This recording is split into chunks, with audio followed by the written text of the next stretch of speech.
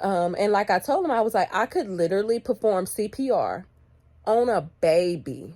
I'm expected to go into the next room like, hey, my name is Carle Rae. I'll be your nurse. For me, it's only you.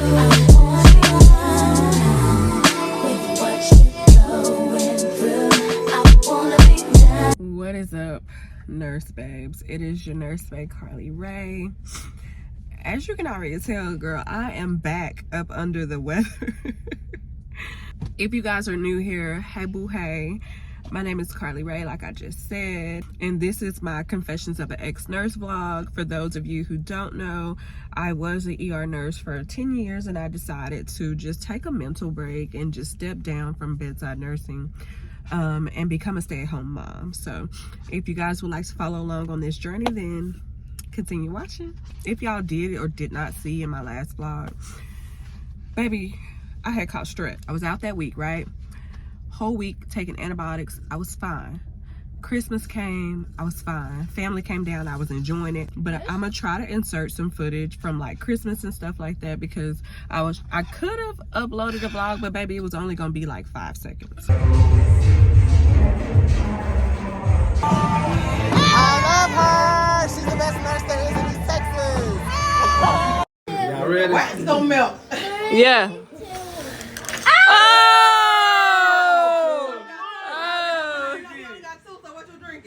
Please flip the cup right, child. I'm gonna flip the cup. Yeah. You know what you're doing? Get the cup.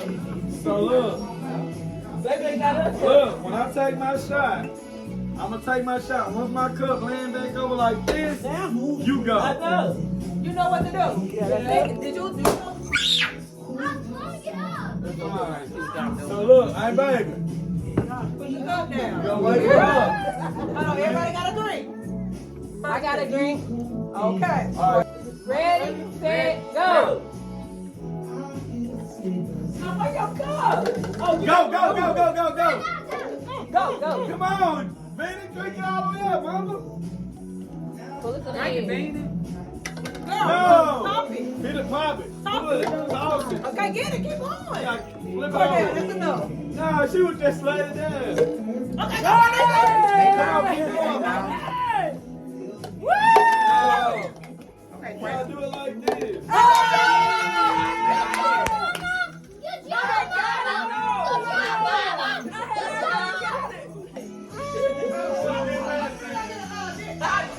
I don't want to do pay attention, got it before you. Look.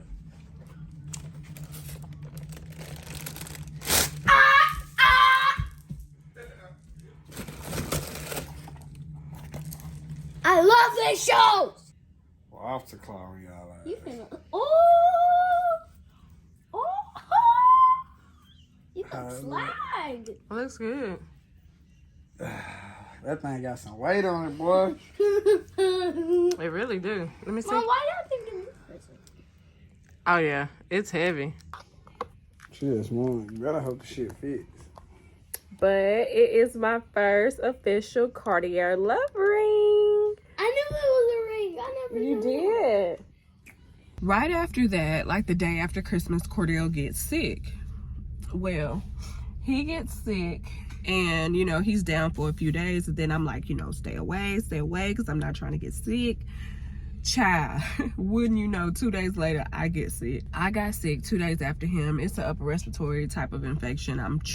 We chose not to get tested because I didn't want to be diagnosed with anything. And I just knew that I needed to keep myself in the house. Been sick for about 4 days now, right? Again, been sick for 4 days now, again, right? Cool. Well, child, wouldn't you freaking know that I start having a headache? And I'm like, oh my God, this headache is so bad. Like, what's going on? Like, you know, it's like I can't catch a break, right? Child, come to find out, my girl is coming. She's coming on. And so I'm just like, oh my gosh, child. Like, I'm really just like, I really cannot catch a break because I literally had strep. Then I turned around and had an upper respiratory infection.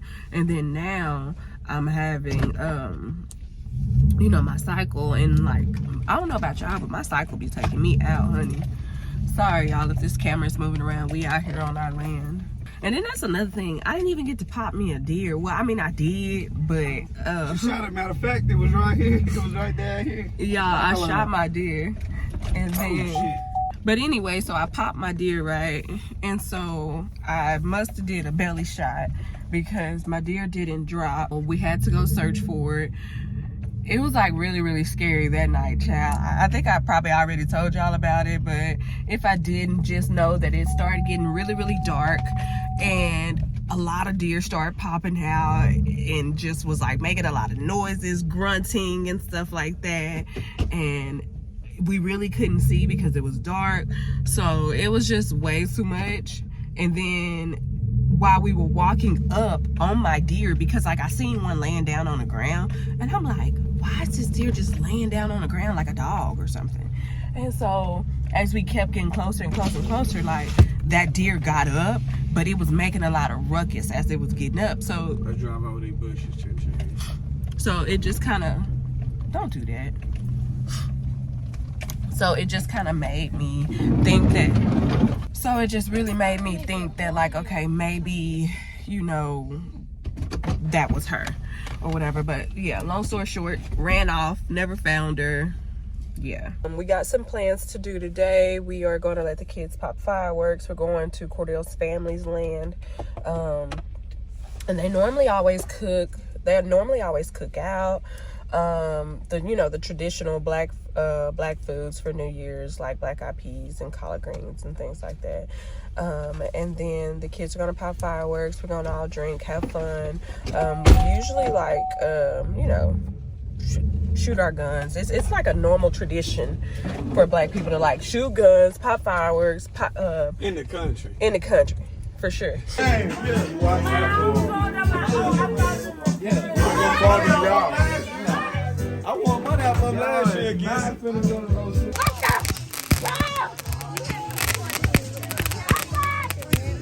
Yeah.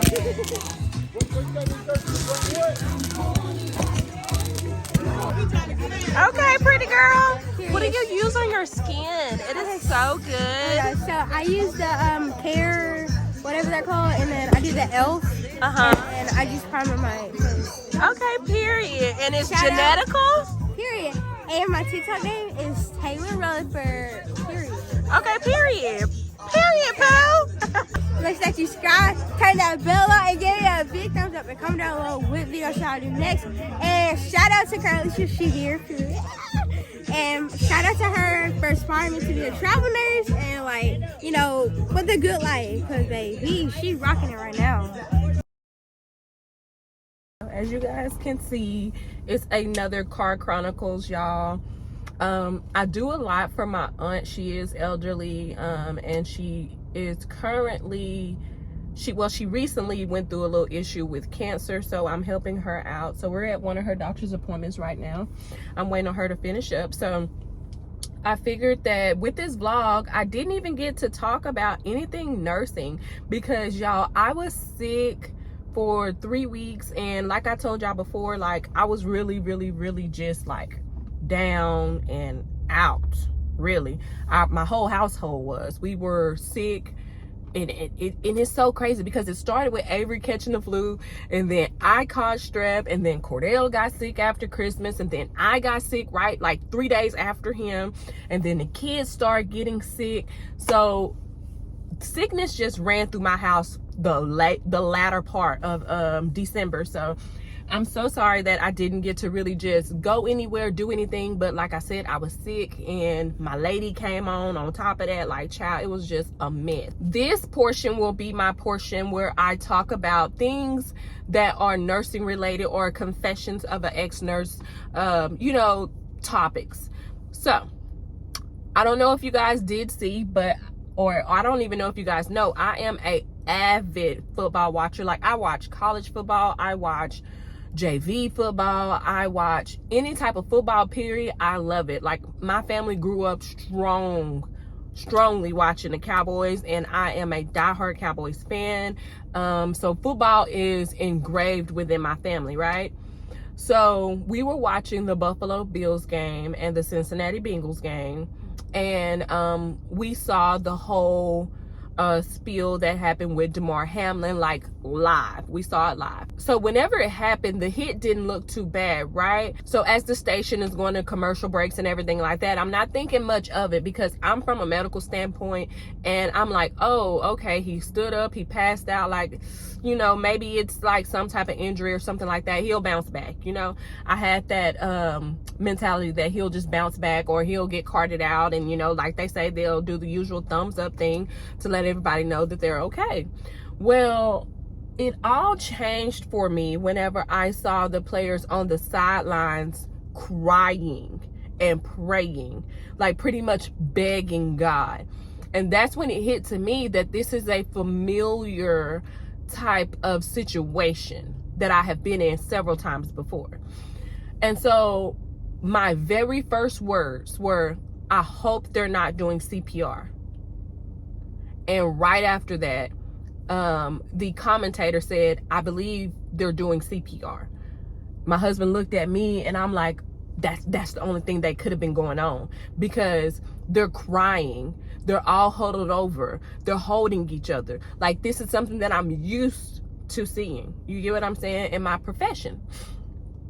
And so it really shook me up, because that was like my first time ever seeing that happen on the field. And like, as a mom, that is my fear for my child whenever he play a sport, is for him to be out there on the field and to be flatlined like that, or to even receive a huge, large hit like that. Like, football is a savage sport. It is horrible. Like, that's always been my fear. Even to this day, like, one of the coaches, like I say a few months ago, one of the coaches for a football program, they came up to me and Cordell and asked if we would put Chandler in, you know, football, because they saw his speed and they saw how quick he was on his feet, and they really wanted to like bring him in to play football. And so after sitting and talking with Cordell, we made the decision, you know, that yes, we will let him play. But that has always been my fear as a parent, to see that happening to my child. You get what I'm saying? The reason why I bring this up in this Confessions of an Ex-Nurse part is I was on TikTok and I saw this girl's video. And so the girl pretty much entailed, which I'm gonna show y'all now. I'm gonna just go ahead and show you the clip of the video, what the girl was talking about. Saw this tweet about how they said people were really shocked by the CPR that happened on the football field for Damar Hamlin. And this person was reflecting about how medical professionals do CPR and then they turn around and continue their job like it didn't happen. And yes, we do that. I think it goes to show no one knows what we actually do. Do you actually know what your nurse friend does? Do you actually know what your surgeon boyfriend does at work? Have you ever talked to the tech that you're friends with to see what they see on a day-to-day basis? No one knows the inside of those doors. The second that you walk into the hospital as a healthcare personnel, you will see things and experience things that most people will never experience in their life and cannot grasp unless they visualize it. Everyone's like, what's the craziest thing you've ever seen? I never know where to start. Sometimes you code people and go in the next room and get cursed out at. One time I was in the morgue moving other stretchers so my body could fit in the morgue. I put someone in a body bag and 3 hours later was out at the bar with my friends having the night of my life. One day I got cursed out by the kid saying I should turn around and die, you N-word. I was like, oh, 3 different codes for 3 different people in the same day. There's a lot of stuff that goes on in the hospital that people don't see. What the nurse was pretty much saying is that you guys, when y'all saw Damar Hamlin having CPR performed, it was a huge thing for you guys, and rightfully so, because that is not what you guys signed up for. I know you signed up to play football, but that does not have anything to do with playing football. Like, I understand that football is a savage sport, but CPR isn't a common thing in football, right? And so it's very traumatic, especially for those who have never seen CPR performed before and never seen anything that intense before. I seen her TikTok, and it just got me to thinking, like, you guys that are non-medical professionals, especially non-nurses, especially the people that are not doctors or anything like that, you guys actually don't know what it is that we actually go through. And like I told y'all earlier, like, I've been an ER nurse for 10 years. So I have literally seen a lot Seriously, a lot. I mean, and the biggest takeaway that I could tell you guys is that as an ER nurse, right, we are assigned 4 patients. I've worked some places where we had to have 5, you know, but the typical is 4 patients, right? So the last trauma center that I worked at, we had 1 trauma room and then like 3 regular rooms, right? Me in particular, I would literally have a trauma going on in my room, right? And then we are expected as nurses, after the code ends or your patient gets sent to surgery or they get sent up to the floor to ICU, wherever they may be sent out, or even if they get shipped out, right? Once we stabilize them, we are expected to just roll on with it. You get what I'm saying? We're expected to just let that roll off our shoulder. And it really put it into perspective for me, because I'm not saying that I expected them to play football. I'm not saying that at all, because God knows I didn't expect that. But it put it into perspective for me as a nurse that, damn, I'm expected, after I just cared for a patient and tried my hardest and, you know, I'm doing CPR, I am expected to just roll on with it. You get what I'm saying? And just go to the next person. That's what's so crazy. Like, and so my husband, you know, he was listening to the TikTok as well last night, and he was like, that is so crazy. And like I told him, I was like, I could literally perform CPR on a baby, go in, talk to the mom, figure out because like whenever there's an infant, you got to do a lot more digging and figuring out why this happened, right? And that's like pretty much like after the code or whatever, the stabilization, whatever, you have to do a lot of digging. So I remember one time in particular, right? Baby came in, and pretty much the baby was DOA, but when it's kids, we have to still try to work them. And so we did that. And so we ended up calling the code. I remember the yelling and screaming of the mom, right? And rightfully so.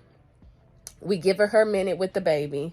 And she's not allowed, because I hate to say that the baby is evidence, but it essentially is. You get what I'm saying? So they can't really just too much touch the baby, hold the baby, do too much to the baby or anything like that, because, you know, a lot more people have to come in and investigate. So, we take her to the bereavement room, and I have to detail ask her questions about the night, what led up to it, how it happened, and just dig deep into it. But I have to remain calm and be and be there for her and not cry. You get what I'm saying? So I have literally done that. I've coded the baby, took the mother to the bereavement room, poked and prodded and asked her all these questions whenever she just really ain't even came to terms that she lost her baby. And then after that, I enter it all into the computer.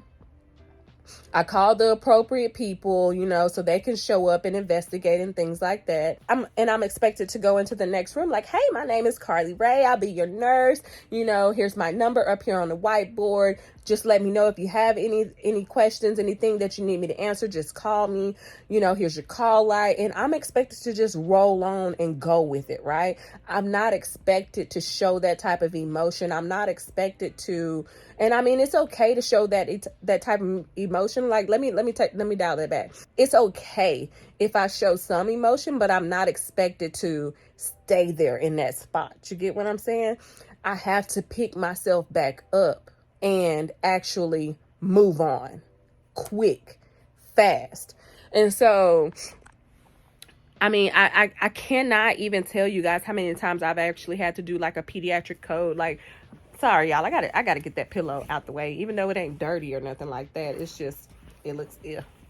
But yeah, so I can't tell you guys how many times I've had to perform a pediatric code. I think, honestly, I've had to do 6 pediatric codes, and I cannot, out of 10 years, I can tell you 100%.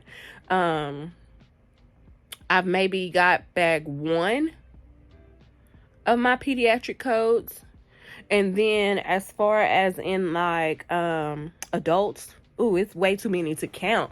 You know, it's so crazy because like I literally performed a trauma one time. You know, I literally was the trauma nurse, right? And a trauma patient came in, young trauma patient, you know, it was a bad drug deal or whatever. And so, of course, the patient came in and we did have some GSWs or gunshot wounds.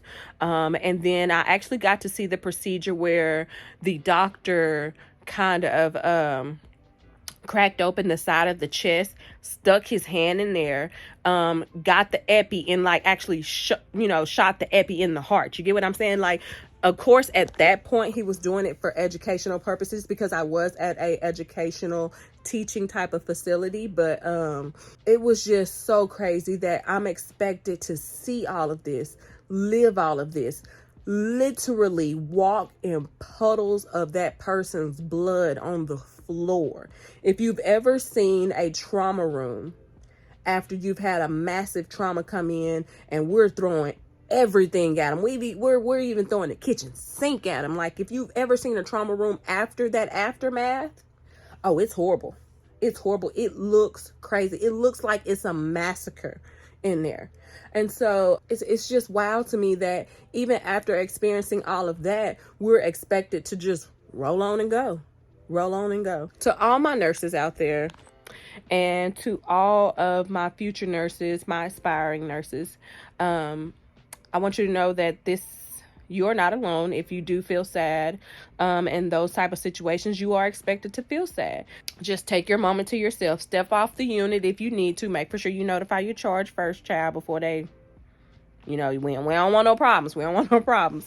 But, you know, and take your moment to yourself and just kind of get it together and just regroup. You get what I'm saying? So, but I hate to say it, it is a normal part of our job that we encounter these type of situations.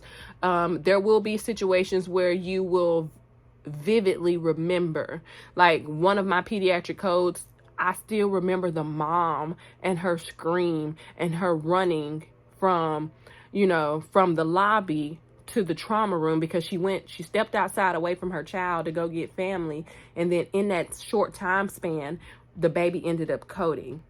And we never were able to obtain ROSC or obtain a pulse back after that. But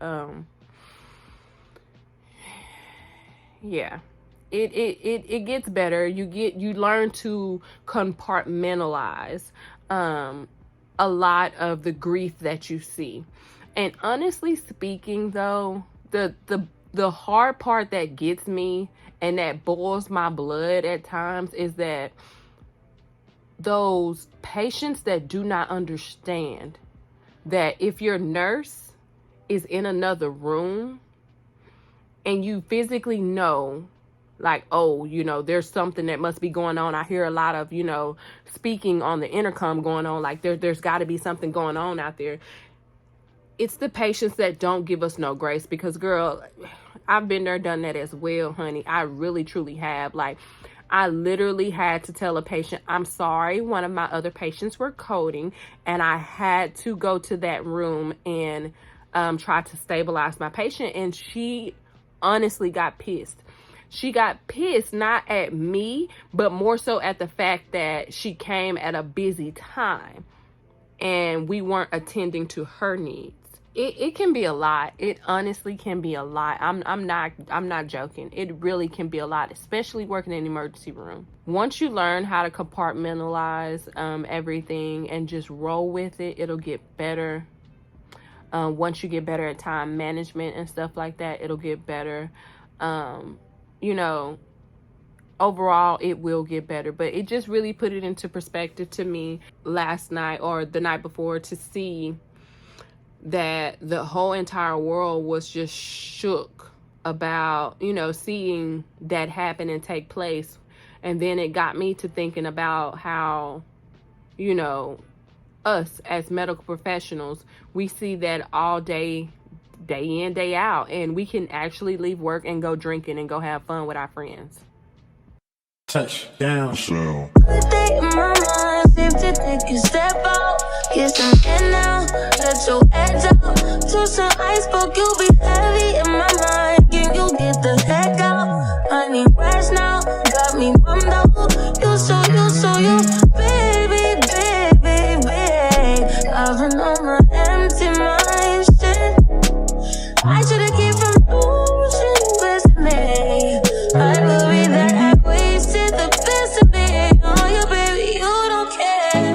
Sometimes I read a nuisance, it's just urgent.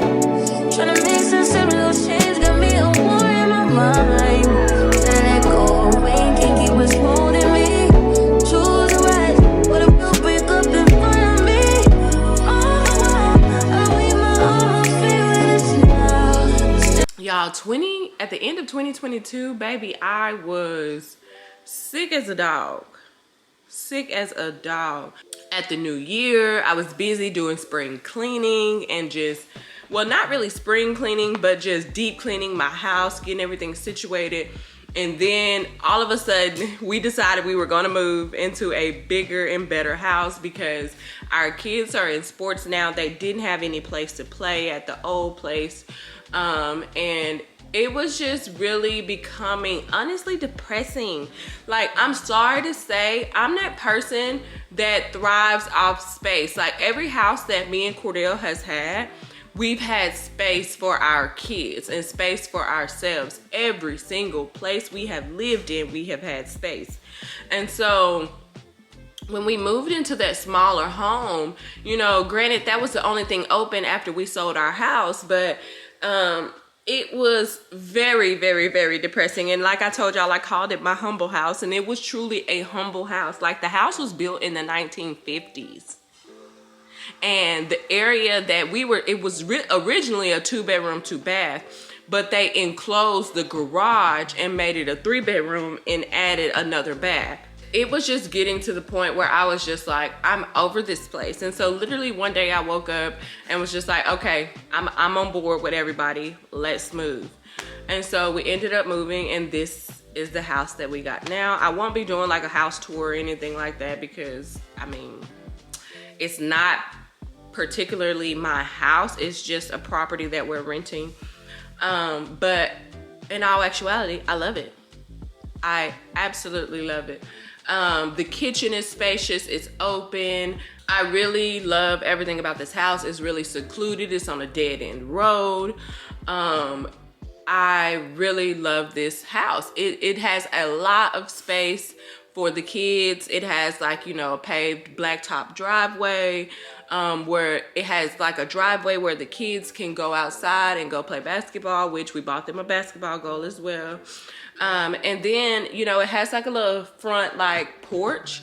And so I was gonna buy some rocking chairs pretty soon to put out there on the front porch because I miss that. You get what I'm saying? Like, I've always wanted a house with a front porch where I can put rocking chairs out there and just watch nature. You get what I'm saying? Like, I've always wanted that. But I will show y'all this one thing, child. Tell me why this house got a pool. Like, it has a pool. And so thankfully our children know how to swim, so I'm okay with that. But I'm so excited and so lit for the summers here because, y'all, I'm gonna put out the fairy lights in the backyard where the pool is at, and, you know, I'm gonna just deck it out really, really nice. Y'all are gonna see what all I do to the pool area. But the pool is 4 foot all the way up to 8. I believe they said 8 or 9. I'm not for sure. And then on top of that, it has its own separate pool house. Love that. Absolutely love it. And then the pool house has like outdoor speakers attached and everything like that, which I don't even know how to set that up, so we're not even gonna worry about it. But then it also has like its own kitchen area. It has its own bathroom. It's great. It's truly amazing, y'all. Like, let me see if I can show y'all this back patio. Let me put this dog up because I don't trust my dog near the pool. So, and this is like his first house ever to have like a pool. So I don't really trust Paco with the pool. So I'm gonna put him up really quick. But y'all, look at this awesome pool area. OMG.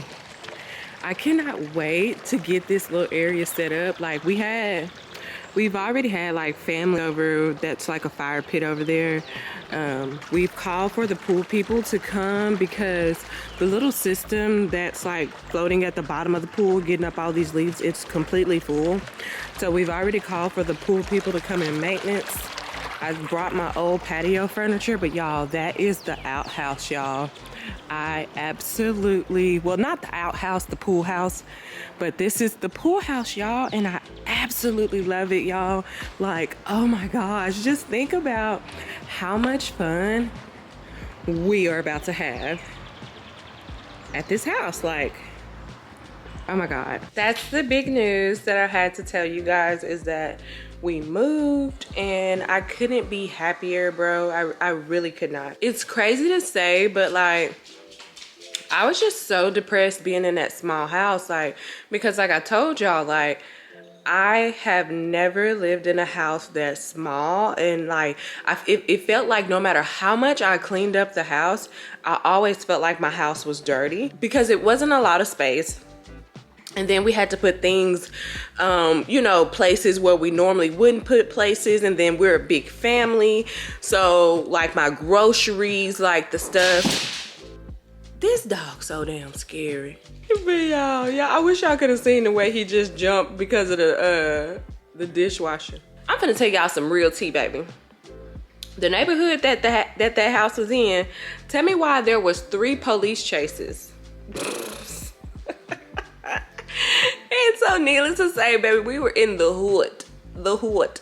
And I didn't feel comfortable with my kids being out like in the front, you know, the front yard. I didn't feel comfortable with my kids being in the backyard because you guys got to remember, like I got into it, or I had words with both neighbors, me and Cordell, because they would get mad that the kids would throw, you know, their baseball over their fence, or they would get mad that the kids threw a basketball, or they would get mad because the kids threw a football, like, or even a tennis ball. Like, they were just pissy because the kids were outside being kids. And so it just really got to a point where I was just tired of it. I was tired of yelling at my kids for being outside and throwing the ball and being kids.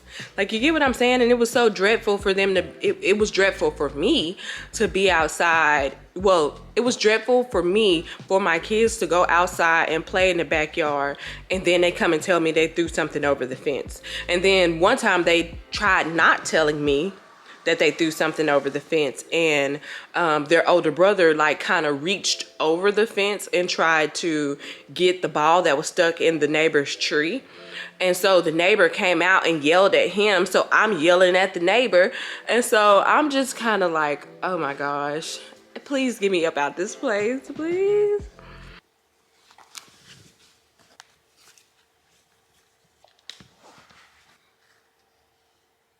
I decided to go on a walk, child.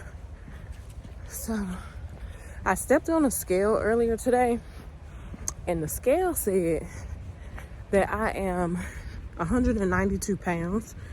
So, and that's just being open and honest with y'all. So your girl out here walking and trying to get her steps in, child. Like I told y'all, we just moved, so I'm trying to like gauge how far it is to walk a mile at my new place. One thing I love about it is quiet, chill. It's like woody. Like, there's a lot of nature. Y'all see? A lot of nature. I thought this hill wasn't gonna be that bad, but it ain't that big, baby, but it's still a hill, honey. It's still a hill. I could literally walk this every day. Like, literally. I low-key don't even think that I need to like get a gym membership because I like the scenery out here. Y'all, I walked hold on. Your girl walked 2 miles today, which is like my normal. Whenever I was working out at the gym, I would try to walk like 2 miles. Whenever I was working out, whenever I would go to like the park and walk, I would normally walk 2 miles or 2.5 miles. I actually loved my walk. It was very nice, refreshing. The wind was blowing. It's about 57 degrees outside, so it was a little chilly. It is about 1:37. So I'm about to try to take my shower, put some makeup on, maybe. Not too much though, because here lately I haven't been in the mood to really just wear makeup like that. Unless I'm like about to go somewhere, then yeah, cool, but.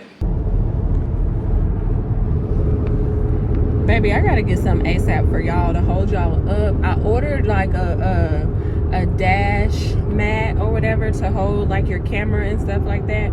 I ordered that, but I'm waiting on that to come in. I think it comes in either tomorrow or Saturday. So I'm waiting on that to come in, but y'all, holding my arm that way, man, it hurts. It hurts holding my arm out that long. I wish I truly had something to sit y'all up on, but I really do not. Like, it is so crazy, y'all. I really don't have nothing to sit y'all on because my dash is touchscreen all across, and so if I sit my phone up there, then it's touching the buttons up there. So that's what's making it so inconvenient right now.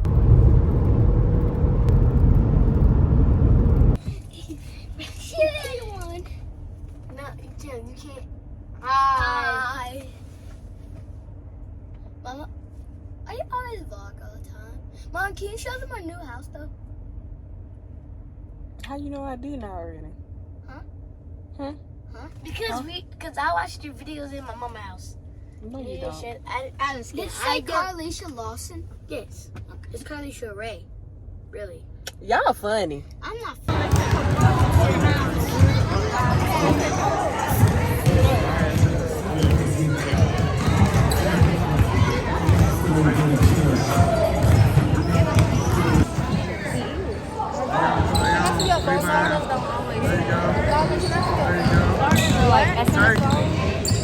Come on, Avery.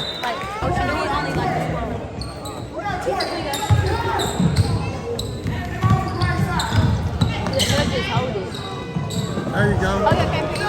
Get back. There you go.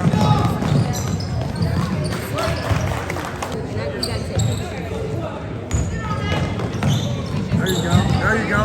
You got 3 strips. There you go, right there. There you go. Good pass. 3 strips, 8 points.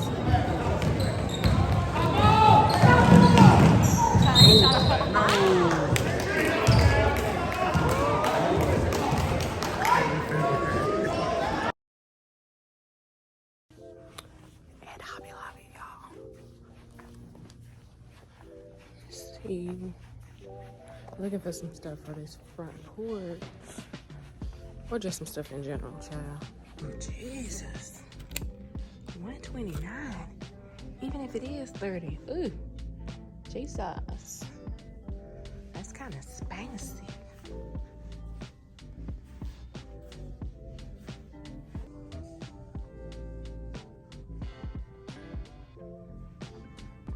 See, this is stuff that, like a little deer head and stuff like that. This is all stuff that Cordell would probably want in his office.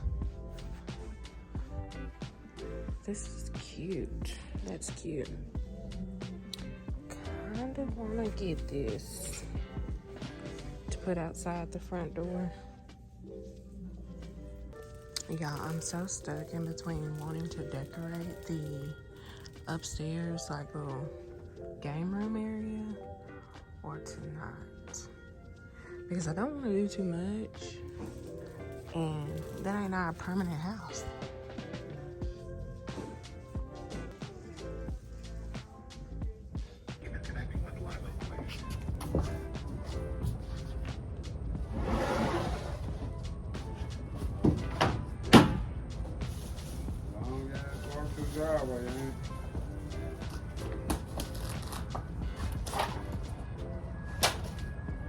said that. I'm like, shit, what do too? So I was like, yeah, this bigger than our last place. He's like, hell yeah, it is. Service. Rotation for our trash services are here. Now we're going to get man, I'm hungry. I actually want to just kind of put on some clothes.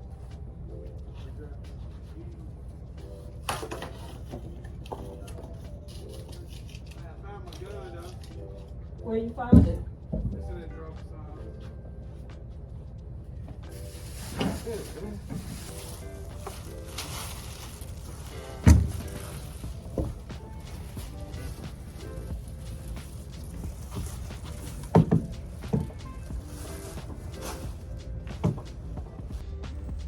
So that is how it's looking, y'all. That little placemat. I've always wanted that like black and white buffalo checkered type of look with the placemat right there, and then I've always wanted like a little sign. So now I'm just waiting on the rocking chairs to come in. So okay, so I had to pick up the camera for this. So y'all see this big huge box, right? You see it? Cool. Well, now let me show you something. So I'm wondering, I'm like, why do I have such a big box? Child, one thing, literally one thing in this whole big huge box. Like, come on, bro. Look at all this space in here. Amazon. Wow.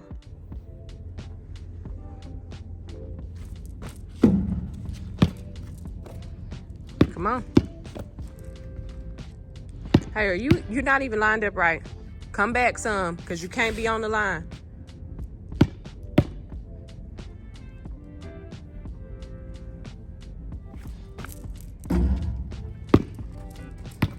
Still got 2 more.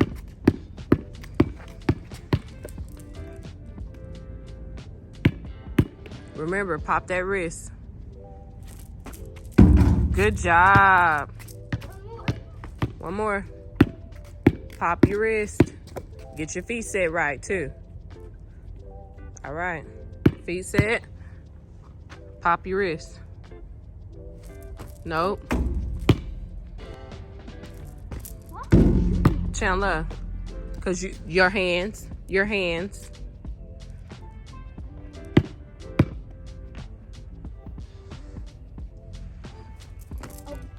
Your feet wasn't even set right.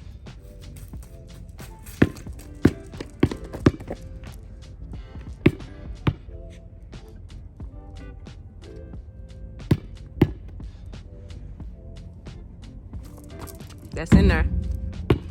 Good job. You didn't do it yet? Yes, I am. Come on. 1, 2,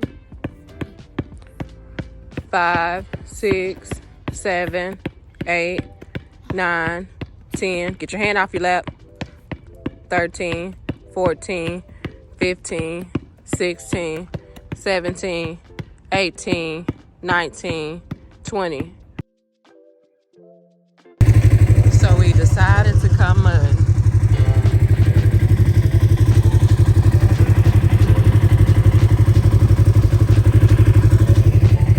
And I'm ready.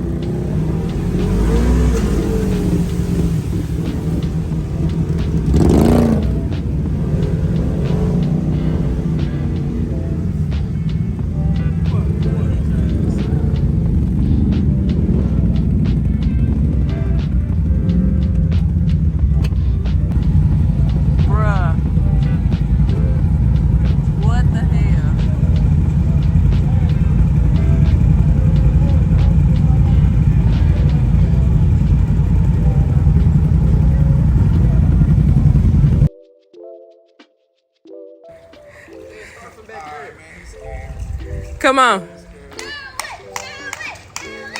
Hey, hold up. Let me move this out the way. Let this thing move out the way.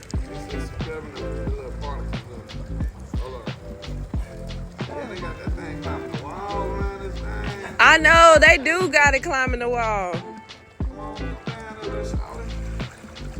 He said, come on to the deep end.